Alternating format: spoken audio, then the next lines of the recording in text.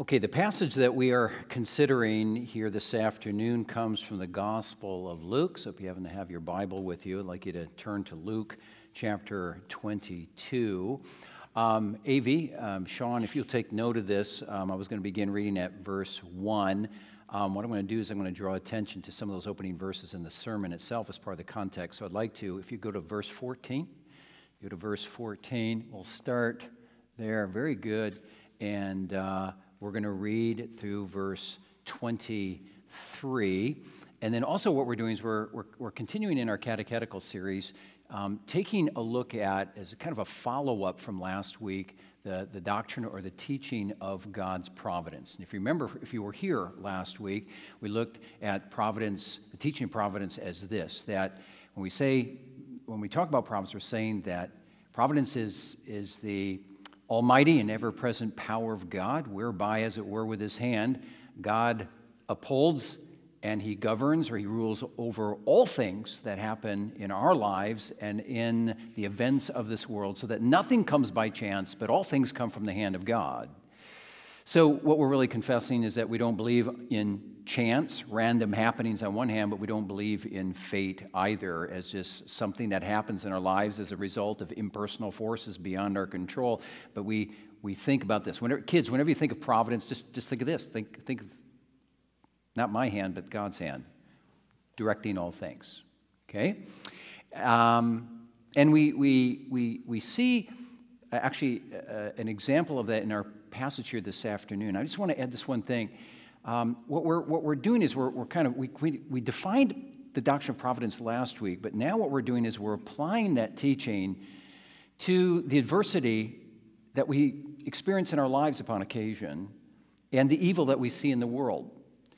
And so in some ways, it's going to be somewhat of a deeply doctrinal or theological sermon, but it's going to be eminently practical, because we all face adversity in our lives, and we all see evil in our world every day, and we just sense there's a heaviness in the culture around us. And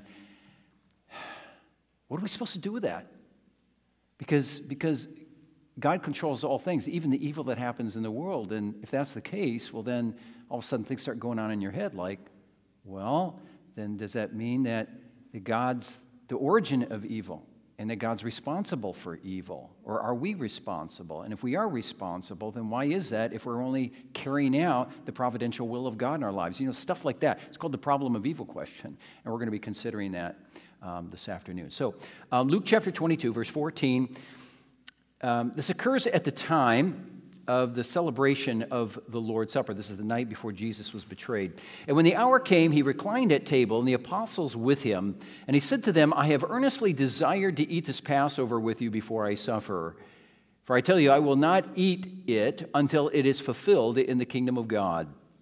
And he took a cup, and when he had given thanks, he said, take this and divide it among yourselves. For I tell you that from now on I will not drink of the fruit of the vine until the kingdom of God comes. And he took bread, and we had given thanks. He broke it and gave it to them, saying, this is my body, which is given for you. Do this in remembrance of me. And likewise the cup, after they had eaten, saying, this cup is poured out for you, is the new covenant in my blood. But behold, the hand of him who betrays me is with me on the table. Now notice especially verse 22. For the Son of Man, Jesus is referring to himself here, for the Son of Man goes as it has been determined, but woe to that man by whom he is betrayed. And they began to question one another which of them it could be who is going to do this. And I'm going to draw your attention back to verse 22 in just a moment. All right, question answer 28. And what I want to do is, as we typically do here, I'll read the question and then let's confess the answer together. What does it benefit us? Okay, now it's dealing with the practical consequences of the doctrine of providence. What does it benefit us to know that God created all things and still upholds them by his providence? Let's say together, we can be patient in adversity, thankful in prosperity, and with a view to the future, we can have a firm confidence in our faithful God and Father that no creature shall separate us from his love. For all creatures are so completely in his hand that without his will they cannot so much as move. Now, Sean, keep that up there if you would. And I want you to take a look at the overhead. I want to draw your attention back to the very first phrase in this answer, which is, we can be patient in adversity. It's so basically it's saying that if it's true that the Bible teaches and we confess together that all things are orchestrated by God, and that too, not just the good things that happen in the world, but the bad things that happen in the world, well, then when bad things happen to us, when we experience adverse circumstances or difficult circumstances in our life, we can be patient during those difficult times. Not just fall into great despair and give up, but we can be patient. Why? Because we know that God's hand is directing all things. And because that's the case, well, then God must have a purpose. Now, we may not always know what that purpose is, but nonetheless, we can trust that God has a purpose in the good things that we face, but also in the difficulties that we face. So that's why the Catechism begins. We can be patient in adversity and also thankful in prosperity. I want to draw your attention also to this, that this catechetical document that we go through, the more and more you become familiar with this, and if you ever have the opportunity to teach through it, like for instance in a Bible study or a catechism class or teaching younger people, you very soon realize just how rooted in the Bible this document is. And the genius of this catechetical document that we have is that it really provides, on the basis of the Bible, a faithful and very understanding summary of the Christian faith. Okay? So we got to be big on this document. Okay? We can't just view it as, oh, this is just some old document. I know people sometimes, maybe because it might be preached in a stuffy way, kind of go like, or taught in a stuffy way, they're not very big on the document. But what we should be, and I hope to demonstrate that also this afternoon. Now, again, this document says, because of the providential hand of God, we may be patient in adversity and thankful in prosperity, knowing that God has a purpose in all things. Now, when our document says that, it's simply reiterating what we find in the Bible. So I want to cite a text for you from Ecclesiastes 7, verse 14. It goes like this. In the day of adversity, in the day of prosperity, be happy, but in the day of adversity, recount or remember that God has made one as well as the other. Now, did you listen to that? It just doesn't say God knows, but or observes, but he makes. He makes both prosperity as well as adversity. Ecclesiastes 7, verse 14. Now, the interesting thing here is this, that when you look at Ecclesiastes 7, verse 14 in the Hebrew language, the word that is used for adversity there is a word that you'll find frequently in the Old Testament, ra, just ra in the Hebrew, which actually most often is interpreted as evil. So, in the day of prosperity, be happy, but in the day of adversity or evil, consider that God has made one as well as the other. And you're like, wait a minute. That almost sounds heretical, doesn't it? God makes prosperity. We have no problem with that. But God actually, the word there is he makes, or bara. He creates in the Hebrew. He creates evil. And we see that elsewhere in the Bible, for instance, Isaiah 45, verse 7, and other places. For instance, just give me a second here.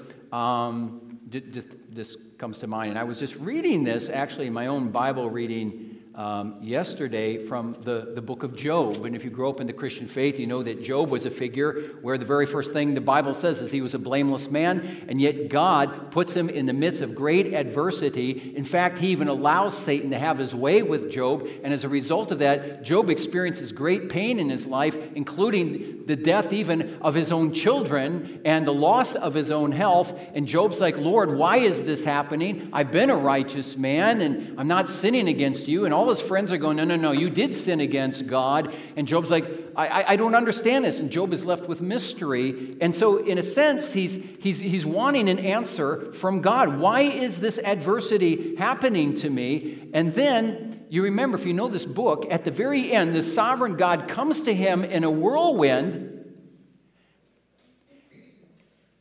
And in the midst of this whirlwind, Job realizes just how little he understands of the ways of God. He's left with mystery. He's never really given an answer. And at the very end, Job says this, I know that you can do all things and that no purpose of yours can be thwarted. He's talking to God. You are the one who hides counsel without knowledge. Therefore, I have uttered what I did not understand. There are things too wonderful for me which I did not know.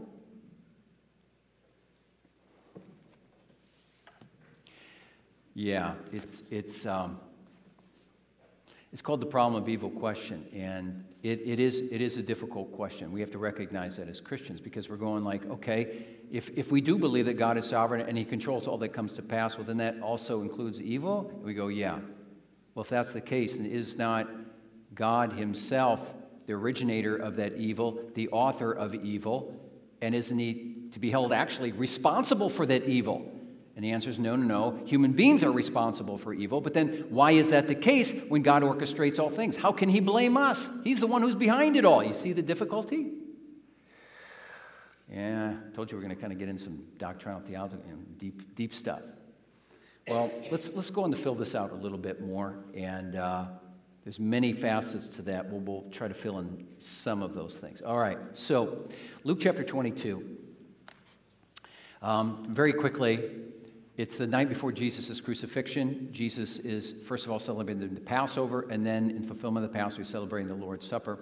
And what we see at this time, the night before Jesus crucified, you have certain forces that are arrayed against Jesus. First of all, what you have is you have the chief priests and the elders. In other words, you have these religious leaders who want to put Jesus to death.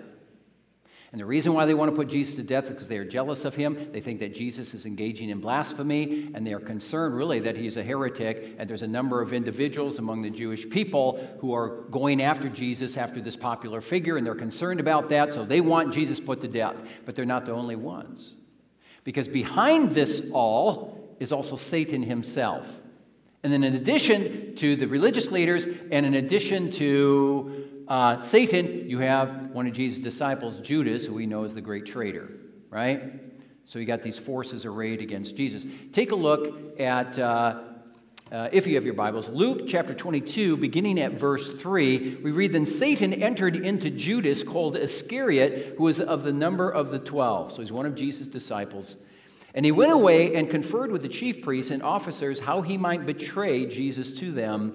And they were glad and agreed to give him money. So he consented and sought an opportunity to betray to them in the absence of a crowd. So again, to reiterate, you have dark forces arrayed against Jesus. You have religious leaders, you have Satan, and you have Judas. Then as you move on in the passage, you see Jesus celebrating the Passover and the fulfillment of the Passover, namely the Lord's Supper. And then, during the time of the supper, Jesus says this, verse 21 and 22, Behold, the hand of him who betrays me is with me on the table. Now, especially verse 22, For the Son of Man goes as it has been determined, but woe to that man by whom, and he's referring to Judas here, woe to that man by whom he is betrayed. Now, if you're reading in your Bibles at home and you're reading this and you take just a bit of time to reflect on this, you get it. There's something intuitive going on inside of you probably where you go, this is more than just about Jesus and Judas, right? This is more about, well, the role that God plays and the role that humans play in terms of the evil that happens in the world, because we know that what Judas did with Jesus in that betrayal was one of the most evil acts of all of history. And yet this, too, apparently, is not outside the control of God. Remember, these are the words of Jesus, so how are we really supposed to deal with this?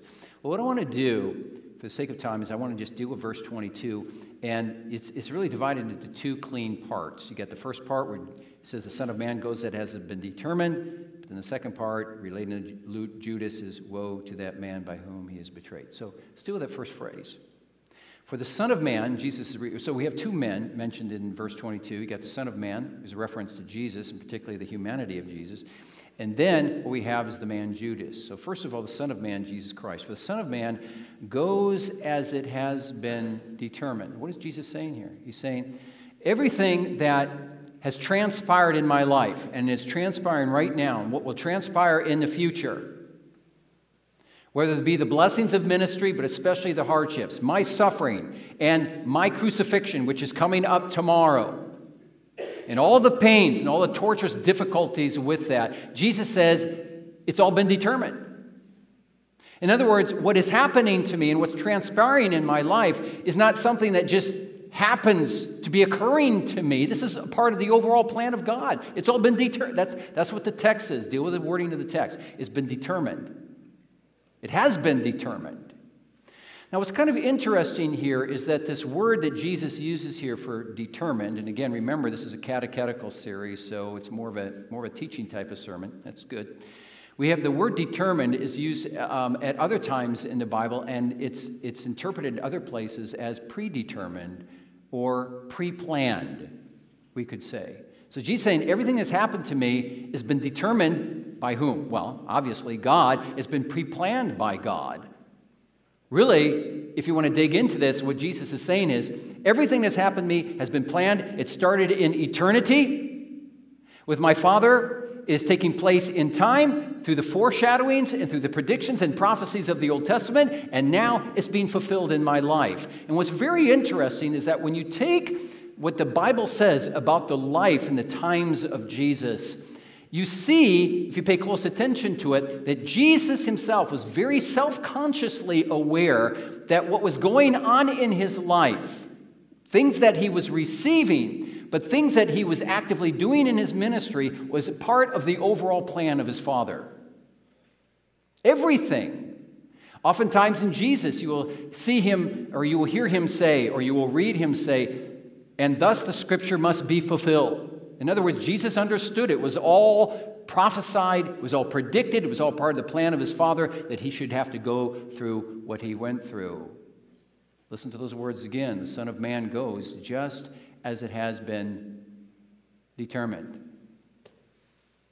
Once again, we see this hand of God orchestrating all things in Jesus' life.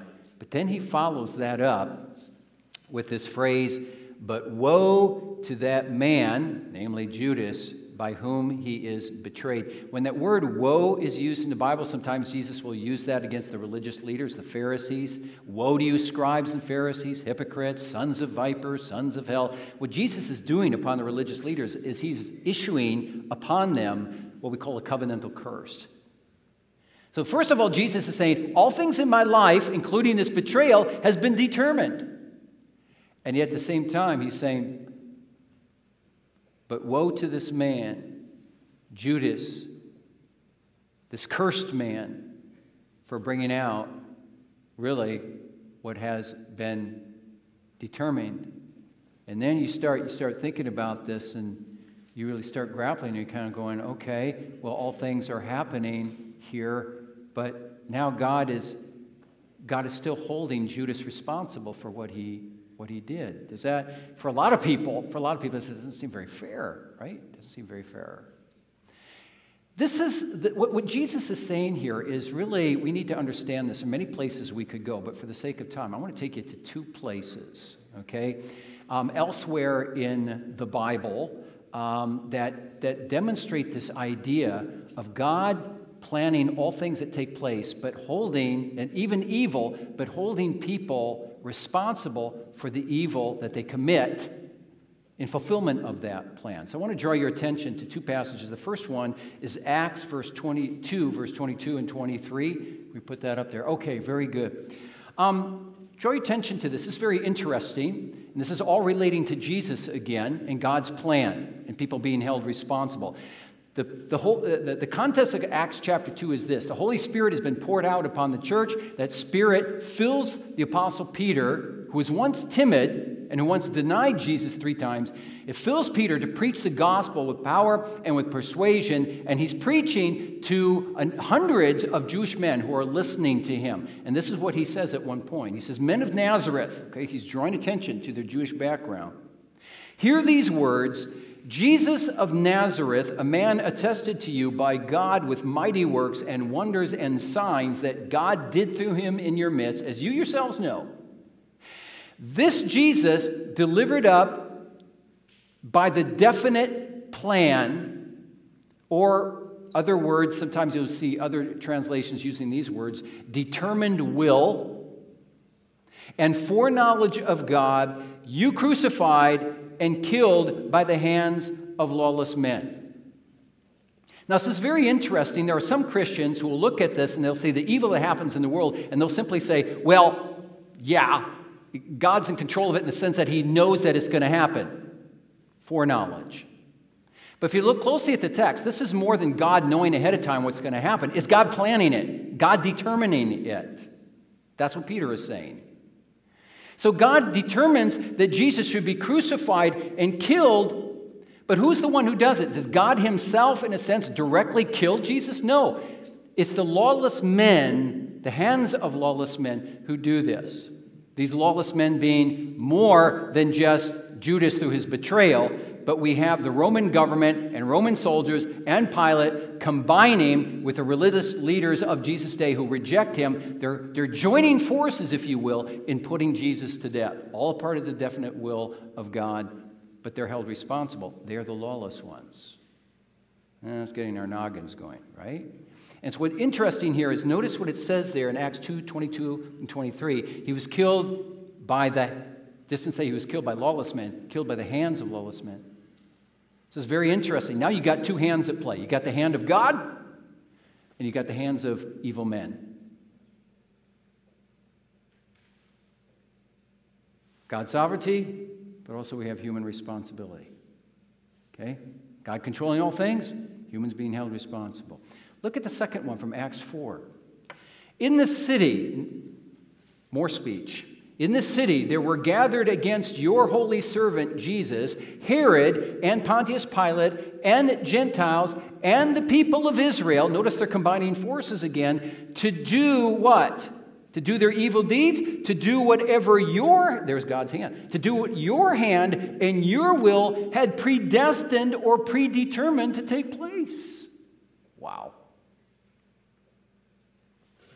God's sovereignty, human responsibility. Now I get back to the original question, or a couple of questions that I had in the beginning, like, well, that's pretty mind-boggling, that's pretty difficult, because now you have God planning all things, nothing coming by chance, even the evil that happens in this world, but you're holding lawless individuals responsible. Isn't God responsible? I mean, it's all a part of his plan. Or is he not responsible? We say, no, the lawless men, these evil men who put Jesus to death, they're responsible. But how can that be? They're only carrying out the predetermined plan of God. How can you hold them responsible? See the difficulty here?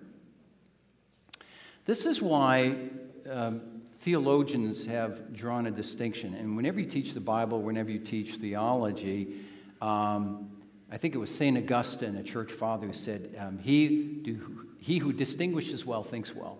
So theology is all about proper distinctions. So here's a distinction that theologians have made. They've said we need to distinguish between what we call the positive will of God and the permissive will of God. So by the positive will of God, we're saying God positively, as we've seen from the Catechism in terms of the providential will of God, God positively, by means of his hand, directs all things that happen in this world so that nothing comes by chance, but all things come from his hand, both prosperity as well as difficulty. Both the good things as well as even the evil things. All of these things are part of the overall plan of God.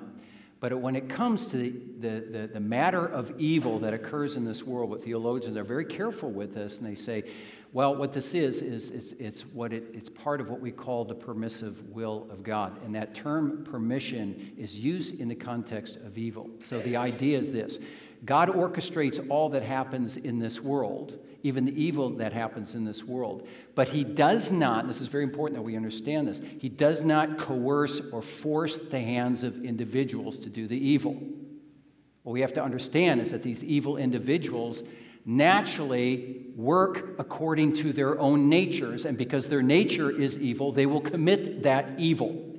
So they're saying, and there's a certain level of mystery here, they're saying that yes, God determines all things, even from eternity. It's part of his overall eternal decree, But when it comes to evil, he's not forcing the hand of anyone, but they're simply acting according to their natural wills, which is evil, which is the case of Judas.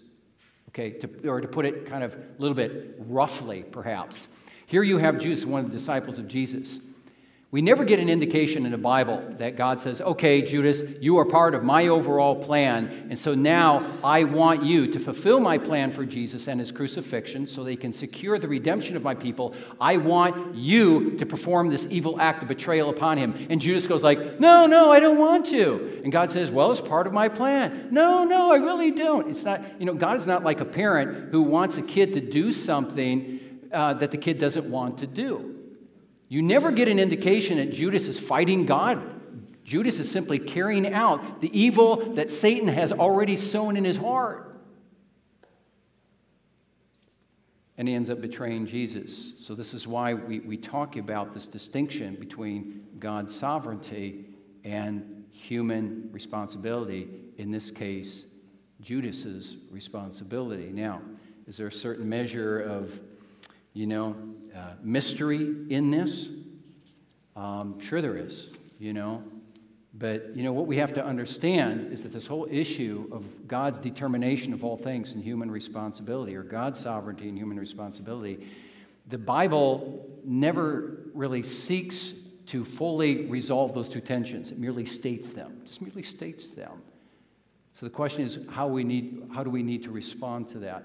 And I think we need to respond to this with and I'm going to look in just a moment at the positive side to this. But, regarding this whole matter of God's sovereignty and human responsibility, or God's determination and human responsibility and actions, there needs to be a certain measure of humility in us, whereby we say, we can't grasp this fully, but because it's stated in the Bible, and because we believe that there are things that God does that we don't understand, because he is God and we are mere creatures, that while it's difficult for us to understand and maybe is mysterious, nevertheless we accept it. We accept it. And in that regard, as a pastor, when I pastor people, they always want answers from their pastor. You become the answer man, and that's okay. It comes with the territory. But there are some times where a pastor has to say, I see both things stated in the Bible, and I don't see how those things are, God's sovereignty, human responsibility, are always reconciled here below, but I agree that they're reconciled in heaven. I remember a seminary professor I had who gave a very simple illustration. He says, this is like a rope that goes from earth into heaven, and it's like, or two ropes that come from the sky down below, and we see these two ropes, and we see God's sovereignty and we see human responsibility, and we can't really reconcile the relationship of those two ropes. They're two different ropes, but those ropes lead up into the sky, but they're hidden by the clouds, and we end up confessing and saying, these two, they seem not reconciled here below, but we know that they're reconciled with God above, and we have to trust that. We can't see through the clouds, And I think about that, where on the basis of the Bible, we hear things like, I think of the great doxology that we sometimes sing here. Remember the Romans doxology? The Apostle Paul says, if I remember it, "Oh, the depth of the riches, both of the wisdom and the knowledge of God. How inscrutable are his judgments and unfathomable his ways." Or you think from the book of Isaiah, I believe it's Isaiah 55, where we read, as far as the heavens are above the earth, so are God's ways higher than our ways, and his thoughts higher than our thoughts. And then, of course, I won't read it again, but I read earlier from the book of Job. Job was a certain amount of mystery, but in the end, he had to go like this and say, there are these things that are too wonderful for me to know. And this is one of those issues. But quickly, one other thing, and then I want to draw to a close here. That doesn't mean that it's all mysterious, because what we realize, especially as God's children, is that when we look at adversity in the world, or especially when we look at our own experiences of adversity and difficulty and trial, and some of us have very deep trials, That we realize in the life of the child of God that God oftentimes will use in his overall plan in our lives, he will use the difficulties that we face in this life ultimately for our good. Ultimately for our good. And that too we have to trust. We see that in the life of Job. We see that in the life of Joseph, where Joseph said to his brothers, that which has happened to me, you meant for evil, but God meant it for good. How about even Jesus' life? You know, I mean, you say, boy, you know, you think of the definite plan of God for Jesus' life, and it was a difficult life, and it was a torturous life, and you think of his crucifixion, and all of that was the evil upon his life was carried about by lawless individuals, but think of the good that came from that. Ultimately, while God permitted in the life of Jesus, also as part of his overall plan, He permitted the things that took place in the life of Jesus for good. And you say, what good was that? How about our redemption?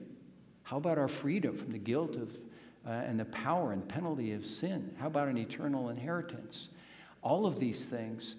And also this, Jesus himself experienced good through the definite plan of God, which involved his own torture and his own death, which is exaltation at the right hand of God the Father. And one day, says Jesus, all people will bend the knee and bow the head to me. Good out of great evil.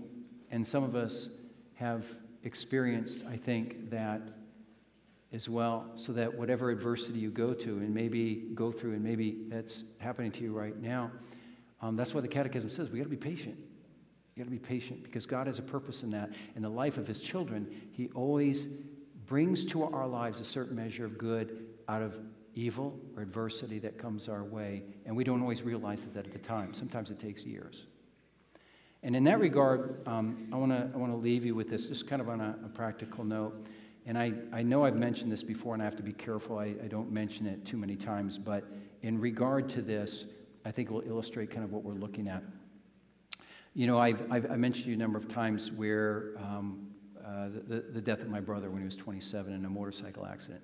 And when that happened, this is what happened to our family. And if you've ever experienced something like this, it's probably happened to you as well. Where at the time, within the first couple weeks of his death, you could see no good from it. I mean, there's no good. I mean, what? I mean, he was kind of like the prize boy of the family. You know, as parents, you don't want to say, well, I love one child more than another. And I don't think it was the case with my parents. They all loved us equally. But Jack had special gifts that were very closely tied to my dad's, and musical gifts. So, and my dad being a music professor is a very close tie, and I had that very open relationship with him. And within the overall plan of God, he was taken. It's like, what good is there? And there didn't seem to be anything good. And I remember my dad saying, just bear with me a couple minutes here. I remember my dad saying to my mom, and my mom told me about this. She said that at that time, he said, and he was a published composer, okay, over 300 pieces. And he said, no music looks good to me anymore. And my mom got really concerned because she thought, well, then his profession's over. He's never going to want to write anything or teach anything again. Then what happened is she said to him, you need to go to your office and you need to write. And so, he did. And in the midst of profound grief, he ended up in one day, I believe it was, writing the most published, or at least the most popular piece of music that he had ever written, and it was called The Song of Triumph. And actually, a fellow colleague at the college analyzed that work and wrote a paper on it, relating how deep grief sometimes spurs the greatest creativity in us. And it was called Song of Triumph, and it's been performed in many places also in Europe. And then it was my brother's death that also caused my mom to write a book, which is published by Baker Book Company, called Song of Triumph. But in addition to that, what happened was my parents started a grief relief group that ministered to parents who lost their children. They would have never done that if my brother never died. And then when my dad he would go to various conventions and what we call adjudications. He would judge musical competitions in the state of Iowa and elsewhere at the high school and college level. And then sometimes what these choirs would do, they would actually sing this piece of Song of Triumph. And then before they would actually perform, there were sometimes hundreds of kids behind him, but there were mass audiences before him. And then what he would do is he would spend just a couple minutes explaining the background of the death of his son and the glories of the gospel, ministering to them as a result of that. And then one final thing, and this is where it gets kind of weird, but I began to think about it, and I think, you know what? I wouldn't even be here standing before you right now if my brother hadn't died. Probably not. Because I met, some of you know this story, I met Joy in front of my brother's casket at a viewing. She was part of my dad's choir. And then we got to know each other after that. We got married, had kids, went into the ministry together, and here we are now. And I started thinking about it, like, my brother never died, I would have probably never entered into the ministry, and I wouldn't be here right now. That's, this is. Do you see the mystery of this? Do you see the difficulty of this? But for the child of God, while we accept mystery and we can't explain all things, that's okay. But we do know, as the children of the King, that as the Bible says, God works out all things for the good, both good and evil. He works out all things for the good of those who love him and who are called according to his purpose. And that's the beauty of the gospel. And that's the beauty of the doctrine of providence. And maybe I'm not covering everything here this afternoon, but hopefully I covered some of the main points. So we embrace mystery, but we also embrace the goodness of God that comes to us in Jesus Christ. Let's think on these things, and then we'll have just a little bit of a discussion. I don't want to take long this afternoon, but we'll have discussion in just a moment. Before we do, let's pray together. Heavenly Father, we come to you this afternoon, and we recognize, O Lord, as the writers of the Bible do upon occasion, the mystery of your ways. And Father, we pray that mystery may not result in agitation for us, but may actually result in humility and childlike acceptance, but also with the understanding that in the life of a child of God, in the midst of even things that we cannot ultimately explain, you do promise to bring about good in our lives, which is something oftentimes that we don't even really understand until years later. So thank you for this, Lord, and we pray, oh God, that you help us to think upon these things and create in us, through this sermon, greater wonder for your providential ways and appreciation for those providential ways we pray in Jesus' name. Amen.